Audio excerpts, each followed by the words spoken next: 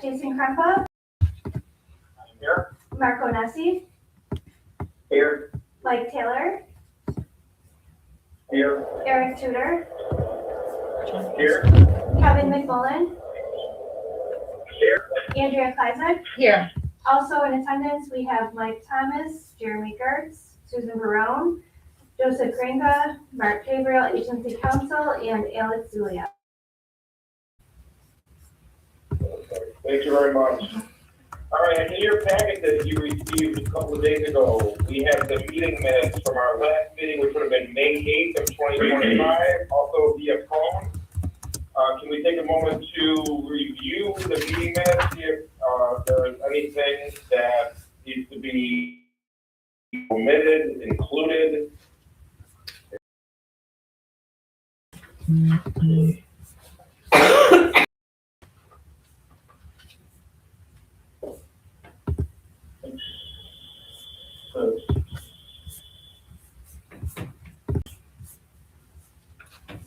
Hearing nothing, can I get a motion to approve as presented? Mike Taylor, I'll make the motion. Eric Tudor, I'll second. Wonderful. All those in favor? Aye. Any opposed? Hearing none, meeting minutes passed. Next one was, do we have any unfinished business from our last meeting? I don't recall there being anything up front that needs to be loops closed, etc. Anybody can think of anything, speak now or forever hold your peace. All right. Then we only have one real item to talk about, and that is Finkel preservation and construction. Mr. Thomas, would you like to give us an overview of our loan request today? Yeah, thanks, Jay. So Finkel Preservation and Construction is 100% owned by Finkel, and they're seeking $175,000 from the loan fund as part of the financing package. They'll launch a specialty contracting business. The company is going to focus on repairing, restoring, maintaining historic structures like lighthouses, monuments, buildings with unique architecture, bridges, that kind of thing. It's a niche field within the contracting industry, which means there's limited competition, and the jobs are typically out of the area and require his career. Tyler's personal experience, he's got a business degree from Lehigh and 20 years of experience in the industry. He started as a laborer doing this kind of work, gained experience in a variety of related positions, and eventually he was hired by ICC Commonwealth, which was run by a family friend, and he eventually ended up running a division of that company that focused on historic preservation work.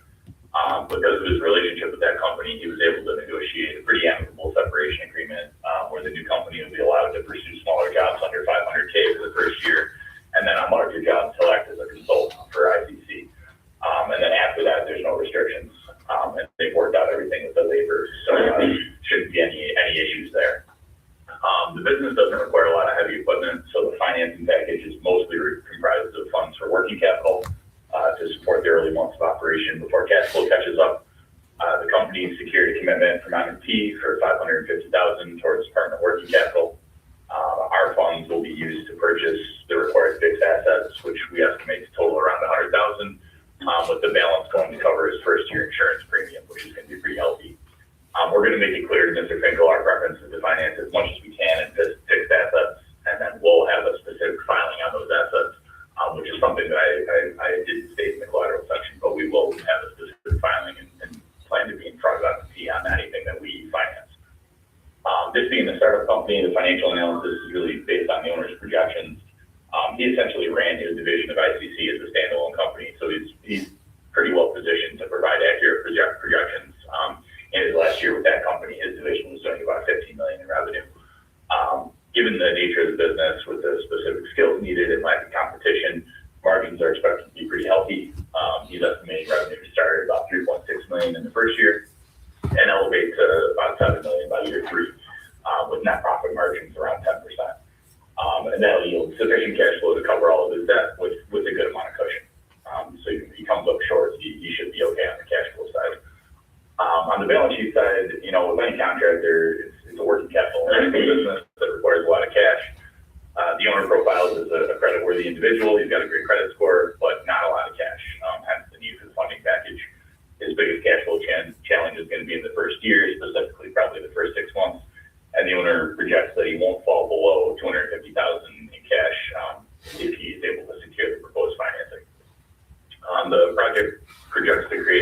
9 jobs. And I think there's some good growth potential here. So I think from an employment standpoint, we're definitely financing a company that's going to get a benefit the area. And just in terms of a overall summary, I think there's no one more qualified than Mr. Finkel to start this kind of business, right? I mean, he's got the perfect amount of experience. All our interactions with him have been positive. He's seen the business plan is great. He thought about everything. I think the risk in this transaction comes mostly from the owner's lack of personal financial resources and the reliance on outside funding. And then also just the fact that, the inherent risk of a contractor. I mean, if any one job goes bad, it could substantially affect his business, and there's really no way to mitigate that. That's just kind of the nature of the beast. But overall, I think there is a moderate level of credit risk here, and risk of loss. If the company does go under, it's unlikely we'd recover much based on the collateral that we have. However, I think the benefit to the community is pretty strong, and Tyler's well qualified, well positioned to succeed. So based on that, I would recommend approval. And then just a quick summary of the terms: it's a $175,000 loan, 5% fixed rate. We'd offer 6 months of interest only, followed by fully amortizing over the next 5 years. And as mentioned, we'll have a general filing on all assets and a specific filing on anything we finance, in addition to Tyler's personal guarantee. With that, I'll open it up to the committee for discussion. Thank you. Okay, so before I jump in on any comments here, anybody else have any questions or comments with regards to this deal? There's a couple of what I would call abnormalities or anomalies in what we typically do here, but I figure anybody else wants to answer any or ask any questions, go ahead, please. Has he already secured the NCDC loan? Yeah. Yes, he has. I believe when we had, I don't remember the date, but we had a conference call with him just before the holiday break, and he'd either just closed or he was closing it, they had a scheduled closing at that point. So that, yeah. Yeah, I believe the loan's been closed, I believe. Okay. Just out of curiosity, why is it that M&T was only willing to go up to $550,000? Why wouldn't they have done the whole thing? I'm just curious. Mike, I talked to the lender over at M&T a little bit, and basically he just said based on it being a startup, that was the deepest they wanted to get in, but he did give a specific rationale for that dollar amount. Just basically that was the maximum appetite based on it being a startup. Okay. The only other question I got is there any concern that the SBA may not allow us to have a first lien on the specific equipment being financed? So they might view it as a piggyback loan and require M&T to take a first lien on that stuff? Well, I didn't see, so, go ahead. Go ahead, yeah, sorry. No. All right, no. So my understanding is and we talked to Mr. Finkel about this specifically, or at least I did. I had asked if there were going to be any restrictions in his M&T loan documents that excluded what would be a PMSI or an individual security interest on a piece of equipment. He had said that he was going to check with his M&T loan officer. He did not believe that there was. A concern of mine as well, and he indicated that we would not be putting him in default on the M&T loan if we filed on specific, if we had a specific piece of equipment financing. Well, what are your thoughts that if just because the loan officer said it, I know Frank, I like Frank a lot, but he doesn't know the ins and outs of FBA. On this, I don't think I do either. Yeah, but as FBA group, they come back and say that they got to take a lien on that. What are our thoughts to saying, all right, consider this with a test? What's the phrase? We're going to do our best to get first lien. Best effort, basically. Well, with or without. My opinion on this transaction is that we are putting out working capital, quote unquote, which is what we're funding for from the insurance proceeds, after, with the working capital that M&T just effectively dumped into his checking account. So, I think if I think we've got the ability to put the filing out there, and we have to deal with it after the fact, but I do think that we need to put a filing out there as part of our closing package. I agree. I just didn't want us to be in a spot where we're gonna come back if M&T or the SBA push back on that. I was thinking, why don't we just have something in place that if they do push back, we're already good, we don't have to reconvene. No, I think I would think that if we, after we file, if they do a UCC search at some point and they realize that we do have a filing and they come to us and ask us to release it, I think at that point I would like to I think we do need to reconvene, specifically because theoretically there'll be some, we'll have some money advanced, there would theoretically be some repayment history on that, and we would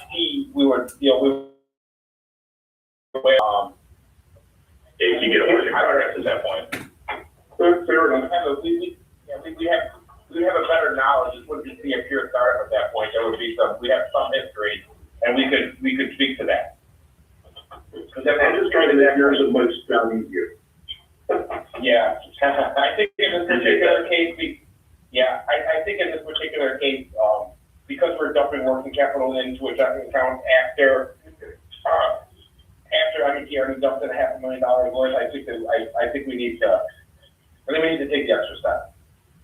Fair enough. So, I mean, I'm just one vote. This isn't like, I'm not the chief credit officer by any means or anything like that. I'm just one vote on this whole thing. So if anybody else, doesn't agree with me, I'm fine with that. But I think that we're better served by having some kind of a specific filing out there on something that we are directing money towards.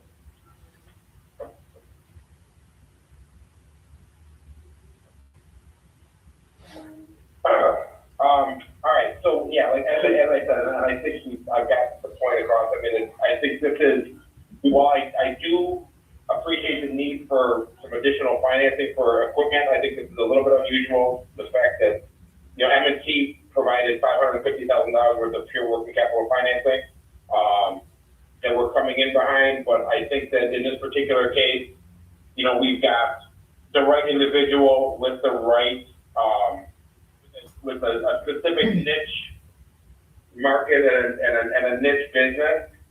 And correct me if I'm wrong, but his clientele will not necessarily or not singularly be commercial customers. I mean, if he's repairing things like warehouses, there's a public benefit standpoint. So I'm a little bit more comfortable for him that his receivables will be good. So Yeah, that's correct, Jay. 50% at least is what he told me. okay. So while sometimes municipalities and the like pay slower, they do generally pay. So there's some benefit there that if he was, chasing individuals sometimes, which is what goes wrong in a lot of contractors. All right, any other questions or comments on this guy?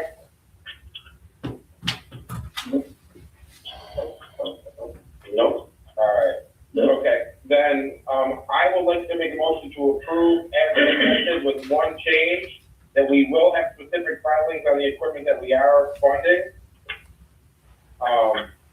So there'd be a modification to page 9 of the analyst or the recommended loan structure. The collateral security will include a PMSI on specific equipment finance. Can I get a second? This is I'll second, Mike, take a second. Okay, Julie, can we get a roll call vote, please? Jason Krempa?